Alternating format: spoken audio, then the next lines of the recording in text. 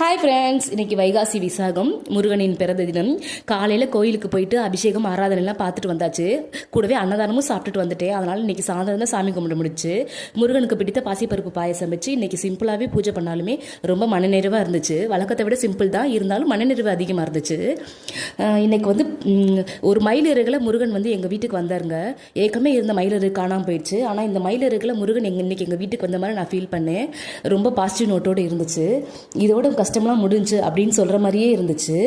ஒரு வார்த்தை நம்மளை பல பேர் சொல்லி கேள்விப்பட்டிருப்பீங்க. அது என்னென்னா, உனக்கு என்னப்பா அப்படி சொல்லுவாங்க. இந்த உனக்கு என்னப்பாங்கிற வார்த்தையில் 1000 அர்த்தம் இருக்குது. இந்த உனக்கு என்னப்பா நம்ம கேள்விப்படும் போதே நமக்கு தெரியும் நம்ம இந்த வாழ்க்கைக்கு வர எவ்வளோ ஸ்ட்ரகிள் பண்ணியிருப்போம், எவ்வளோ கஷ்டப்பட்டிருப்போம், கடின உழைப்பு போட்டிருப்போம், நமக்கு தான் தெரியும். ஆனால் ஈஸியாக வெளியே இருந்து நம்மளை ஜட்ஜ் பண்ணிடுவாங்க. உனக்கு என்னப்பா அப்படின்னு சொல்லிடுவாங்க. ஆனால் இதில் இருக்க ஸ்ட்ரகிள்ஸ் என்னன்னு நமக்கு தான் தெரியும். யாரையுமே அந்த வார்த்தையை சொல்லாதீங்க.